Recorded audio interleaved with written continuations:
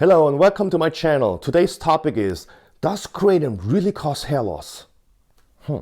Let's find out.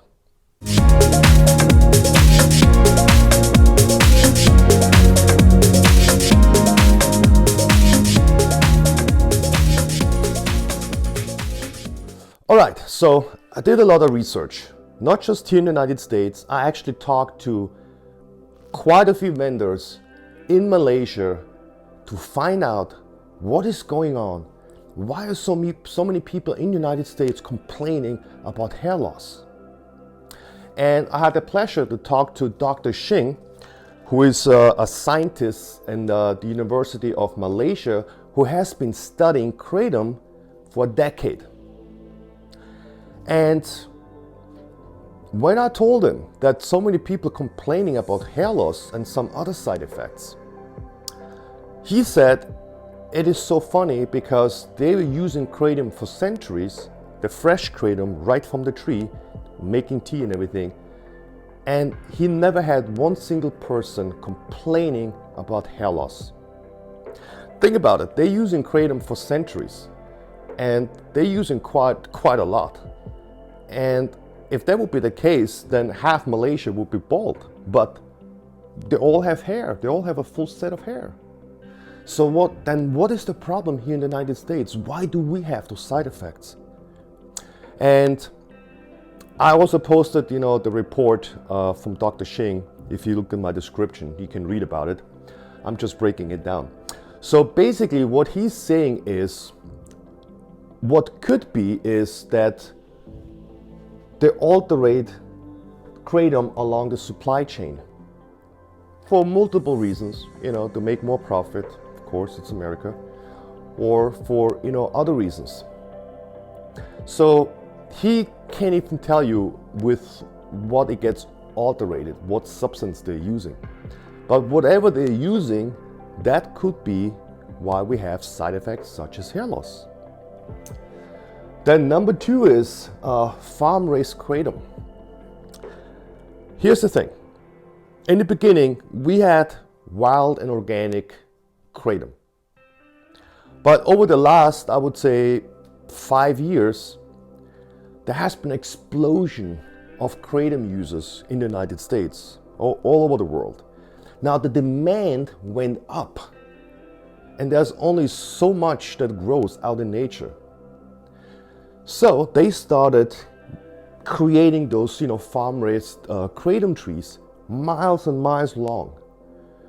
But we don't know whether they're using pesticides or some other chemicals to make it grow faster. We don't know. But that's also possible that they're spraying something on it that would cause hair loss. Could be a pesticide, could be some sort of chemicals, who knows? Number three, could be polluted with heavy metals or mold. If they don't prepare it right and it gets moist and then they pack it, it could cause mold. And mold has also shown, it could cause hair loss.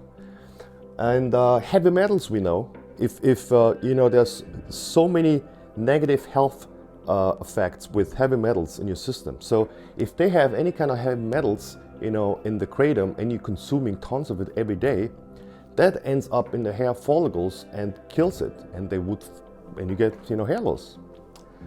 And then I think number four is one of the most common one, overdosing. Here's the thing. You should take not more than 2 to 8 grams per day. And I did that myself in the beginning because I've been taking Kratom for 4 years now, and 90%, 95% of the time, so almost every day, because I have a herniated disc, I have back pain. And now, to be honest, I'm just taking it also because of a mood enhancer, just to feel better, and when I go in the gym to have less pain. So, but the dose I used to take back in the days doesn't work for me no more.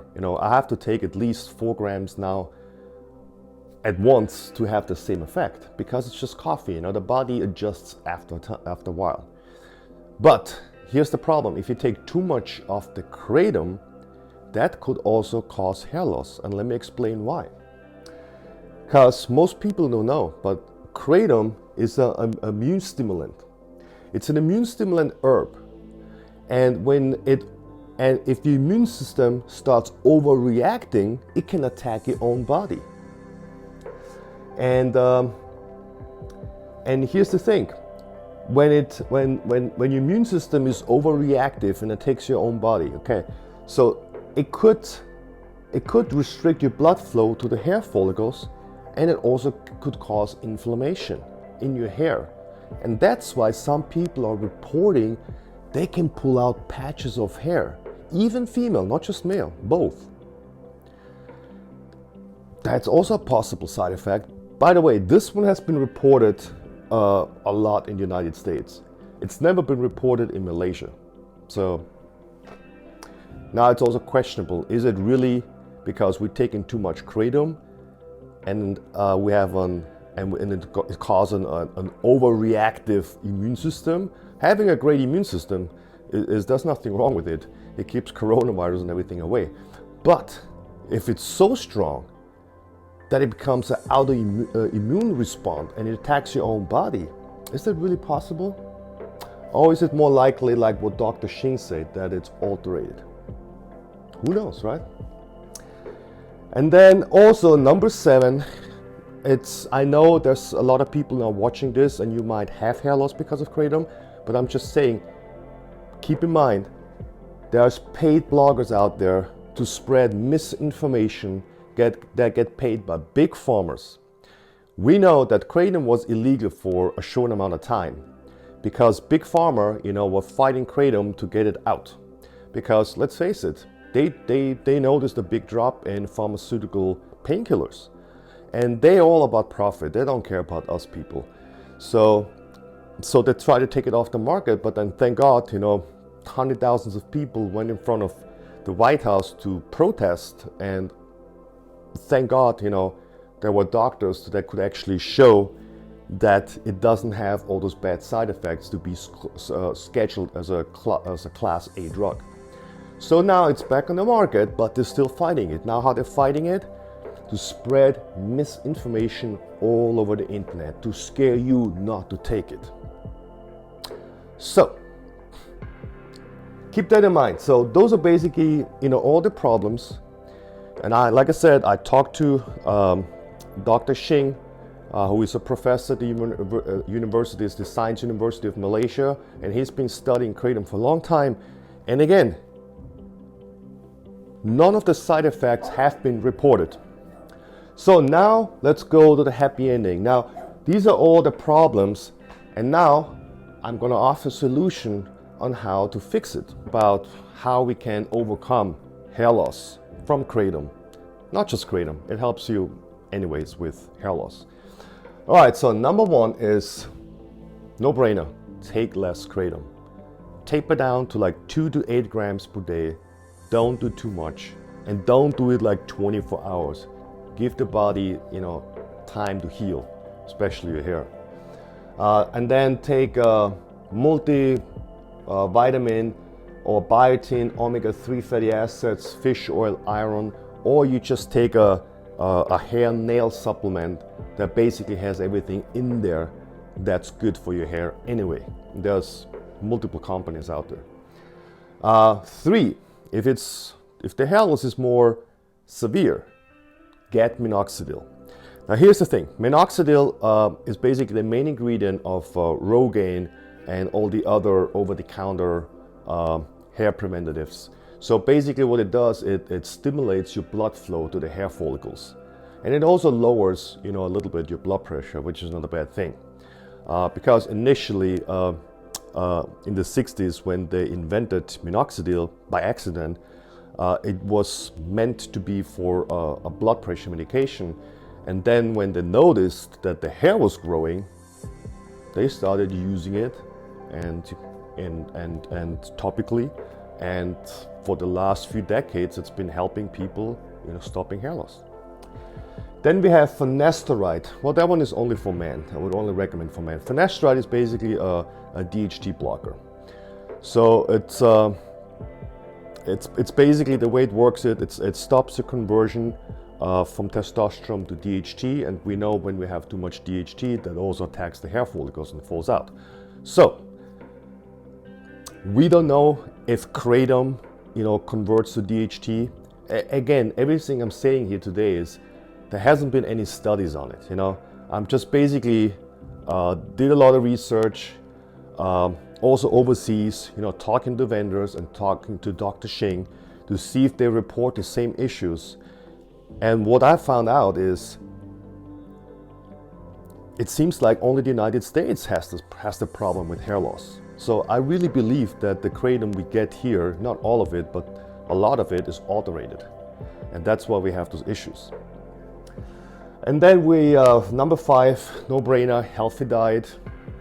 Stay away from fast food, processed food, too much sugar. That's all bad for your hair and for your health anyway.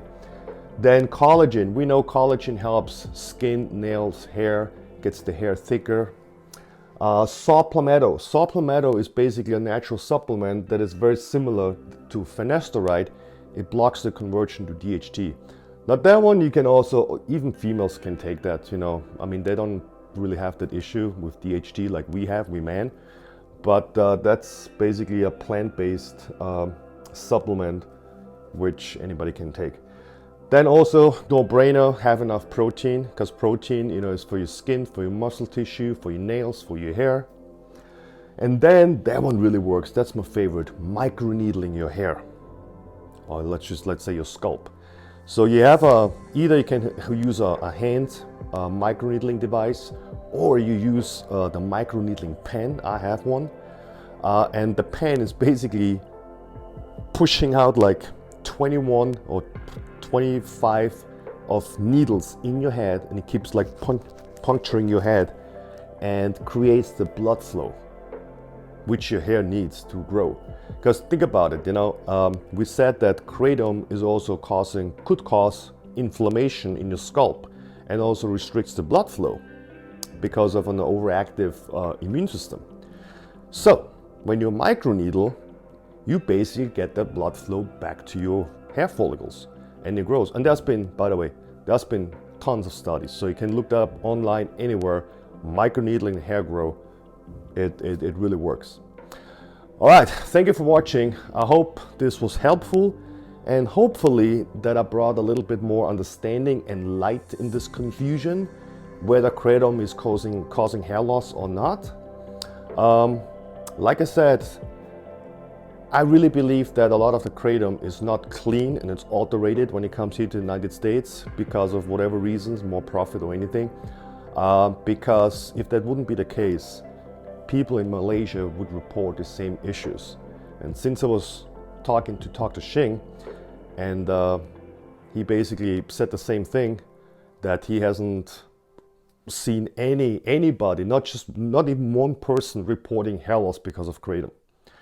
So keep that in mind, and thank you for watching.